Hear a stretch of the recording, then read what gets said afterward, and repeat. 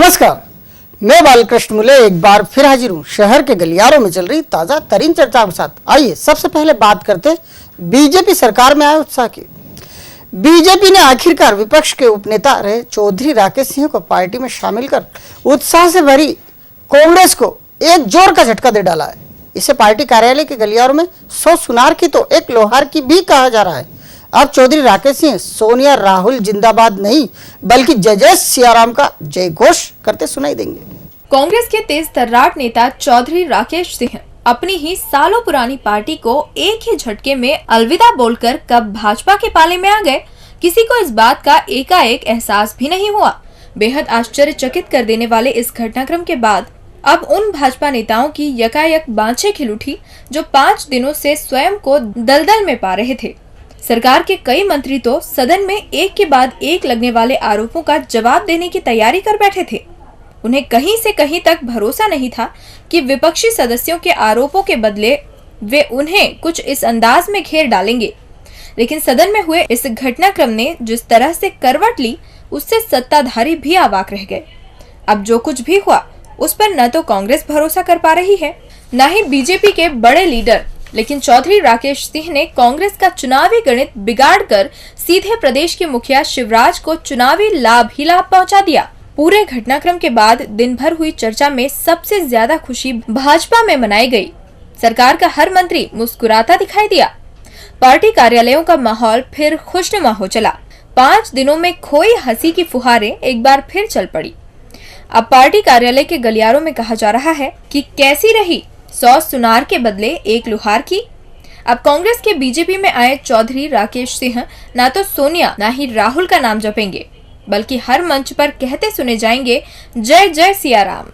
राजनीति में एकाएक यानी अचानक कभी कुछ नहीं होता। चौधरी राकेश सिंह कांग्रेस छोड़ सीधे सदन में ही भाजपा में शामिल हो गए। ऐसा नहीं है कि सदन के बाहर पकी इस खिचड़ी की भनक किसी को भी नहीं लगी, लेकिन नेता है कि हर मामले को हल्के में लेते हैं और जब मामला उलझता है तो हलक सुखाता है। चौधरी राकेश सिंह चतुर्वेदी के मामले में भी यही हुआ और 10 से 5 राजनीति करने वाले की कब वाट लग गई उन्हें भी पता नहीं चला। राजनीति शब्द का शाब्दिक अर्थ तो राजनेता अपने अपने तय स्वार्थ के अनुसार निकाल ही लेते हैं, लेकिन इन दिनों देश से लेकर प्रदेश की राजनीति में जो कुछ भी हो रहा है वो इस शब्द के शाब्दिक अर्थ से कोसों दूर है। राजनीति में अब केवल और केवल सत्ता की लड़ाई उभर आई है। कुछ राजनेता केवल परंपरा के निर्वहन बतौर इसमें टिके हुए हैं, तो कुछ नेता सच का सामना करते करते मुख्य धारा से दूर हो चले हैं। चलिए ये ज्ञान की बातें किताबी ही रहने देते हैं और बात करते हैं कांग्रेस के गलियारों से निकल कर आई उस चर्चा की जिस पर भरोसा करना अब किसी के बूते की बात नहीं। अब जरा कांग्रेसी कारगुजारी को कान लगाकर सुनते हैं। क्या आपको इस बात पर भरोसा होगा कि चौधरी राकेश सिंह कांग्रेस का हाथ छोड़कर बीजेपी का कमल थामने वाले हैं? और इस बात की भनक नेता प्रतिपक्ष अजय सिंह को भी हो सकती है। कोई भी सच्चा कांग्रेसी कहेगा ऐसा नहीं हो सकता, लेकिन राजनीति के गलियारों से जो चर्चा निकलकर हमारे शहर यानी औद्योगिक राजधानी तक पहुंची, उसमें यही कहा जा रहा है। चौधरी राकेश सिंह बीजेपी का दामन थामकर कांग्रेस के दामन से पिंड छुड़ाने वाले हैं। इस बात की जानकारी अजय सिंह को कांग्रेस के ही प्रदेश प्रवक्ता मुकेश नायक एक चिट्ठी के माध्यम से दे चुके थे। नायक ने अजय सिंह को दी चिट्ठी में ये भी कहा था कि मुख्यमंत्री शिवराज सिंह, उनके सहयोगी मंत्री नरोत्तम मिश्रा और प्रदेश अध्यक्ष नरेंद्र सिंह तोमर अर्थात ग्वालियरी मुन्ना भैया लगातार चौधरी राकेश सिंह से संपर्क में हैं और किसी सीरियस मुद्दे पर चर्चा कर रहे हैं। कहा जा रहा है कि ये चिट्ठी का मजमून पढ़ अजय सिंह ने चौधरी से चर्चा तो की, लेकिन चिट्ठी दिखाते हुए उन्होंने राकेश सिंह को ये तक कह डाला कि देखो नायक आपको लेकर किस तरह की बातें कर रहे हैं। अब जब मामला पूरी तरह से सेंधमारी का शिकार हुआ तो पूरी पार्टी पसोपेश में आ गई है। समय रहते अजय सिंह चौधरी राकेश सिंह की राजनीति नहीं समझ पाए। सुरेश पचौरी के निकट रहे चौधरी राकेश सिंह ने ठाकुर साहब यानी नेता प्रतिपक्ष अजय सिंह को ऐसा झटका दिया कि वो भी मान गए कि चौधरी असल चतुर्वेदी हैं। चौधरी राकेश सिंह एक वो नाम जो अब कांग्रेस के लिए धोखेबाज और अविश्वास शब्द का पर्याय बन चुका है। और सहयोग देखिए, वही नाम अब बीजेपी की शिवराज सरकार का सबसे भरोसेमंद साथी हो चला है।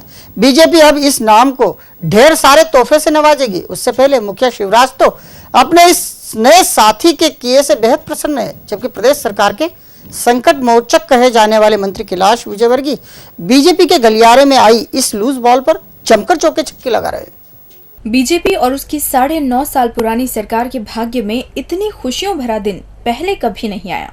जब भाजपा ने सरकार बनाई थी तब भी उसे उतनी खुशी नहीं हुई थी जितनी कि चौधरी राकेश सिंह ने उन्हें दी है।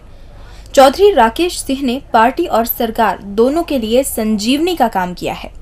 5 दिन पहले तक जिस पार्टी और सरकार के नुमाइंदों के चेहरे लटके लटके थे, अब उसी भाजपा और उसी शिवराज सिंह के चेहरे पर नूर ही नूर था।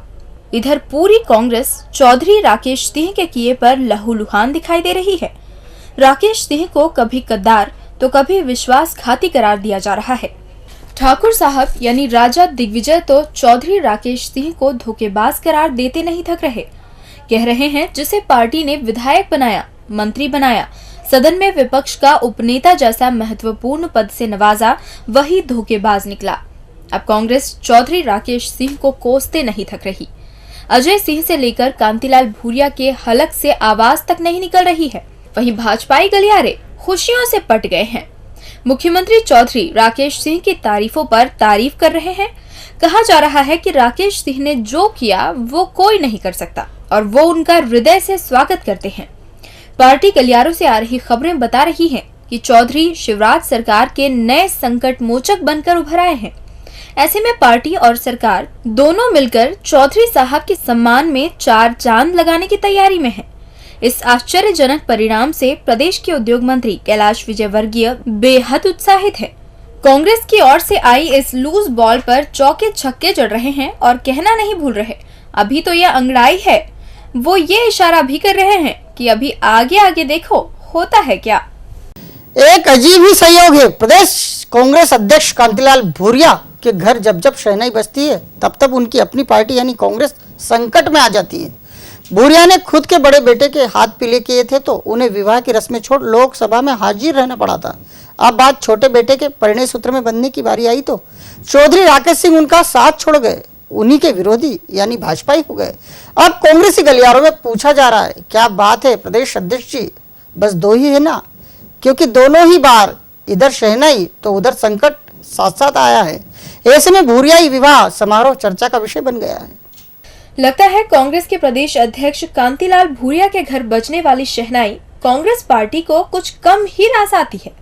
भूरिया ने पिछले साल अपने बड़े बेटे संदीप का विवाह दिल्ली की आस्था के साथ रचाया तो केंद्र की यूपीए सरकार के खिलाफ अविश्वास प्रस्ताव आ गया। एफडीआई के मुद्दे पर विपक्ष के अड़ियल रुख के कारण मतदान तक की नौबत आ गई थी। मामला इतना पेचीदा हो गया था कि इधर भूरिया के बड़े बेटे परिणय सूत्र में बंध रहे थे और उधर भूरिया सदन में मौजूद रहकर घड़ी की सुई को टकटकी लगाए देख रहे थे। भूरिया ना तो संदीप और आस्था के विवाह की सारी रस्में देख पाए, ना ही उन्हें तुरंत फुरत आशीर्वाद दे पाए। मामला इस कदर बिगड़ा था कि भूरिया तो दिल्ली में थे और उनके मेहमान उनके अपने बेटे के विवाह समारोह में। पिछले साल का ही वो एक दिन था जो भूरिया के लिए बेहद भारी रहा। लेकिन अब जैसे ही भूरिया के दूसरे बेटे यानी विक्रांत के साथ शीना के विवाह की शहनाई गूंजी तो स्क्रिप्ट फिर दोहरा गई। प्रदेश की विधानसभा में कांग्रेस अविश्वास प्रस्ताव लाई और वो खुद ही इसकी शिकार हो गई। देखते ही देखते फिर प्रदेश की राजनीति का माहौल ऐसा गरमाया कि भूरिया को फिर अपने दूसरे बेटे की शादी का शामियाना छोड़ मीडिया को ही जवाब देने के लिए मजबूर होना पड़ा। पहले एफडीआई और अब चौधरी राकेश सिंह भूरिया के घर होने वाले विवाह समारोह के खुशनुमा माहौल को ग्रहण लगा बैठे। अब 2 बार एक सा माहौल होने के बाद कांग्रेस के गलियारों में भूरिया के घर गूंजने वाली शहनाई पर लगने वाले ग्रहण की चर्चाएं हो रही है। कहा जा रहा है कि पहले भी यही हुआ था और अब भी वही हुआ।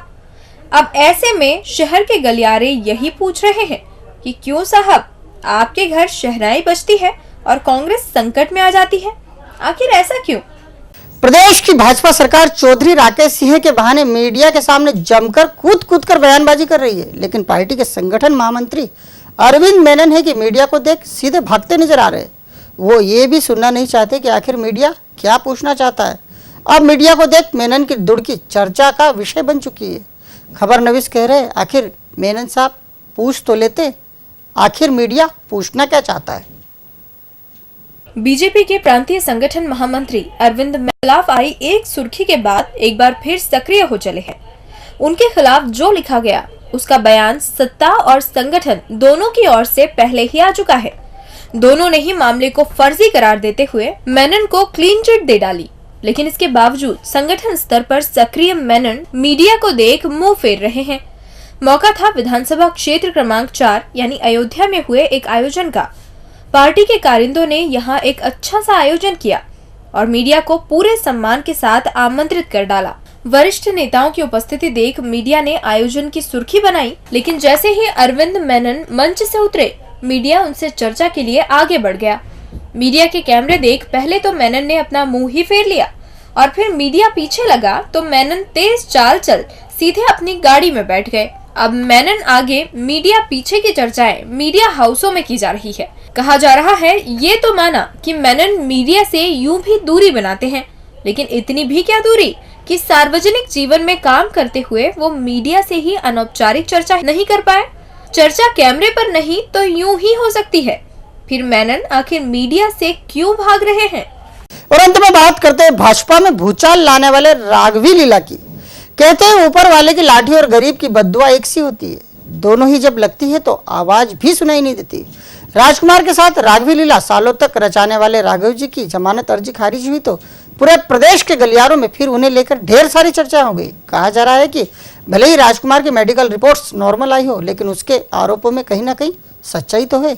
इसलिए तो राघव जी की जमानत अर्जी पहली सुनवाई में खारिज हो गई और राघव भाई जेल के अंदर ही रह गए। प्रदेश के फाइनेंस मिनिस्टर रहे राघव जी अपनी उम्र के 79 पड़ाव पर आए और पूरी पार्टी को परेशानी में डालकर खुद जेल की 4 दीवारी में जाकर बैठ गए। राघवी लीला का अभी अंत नहीं हुआ है। राघव भाई भोपाल की सेंट्रल जेल में हैं, तो उन्हें लेकर अदालत में हुई पहली सुनवाई के दौरान उनकी दी जमानत अर्जी खारिज हो गई।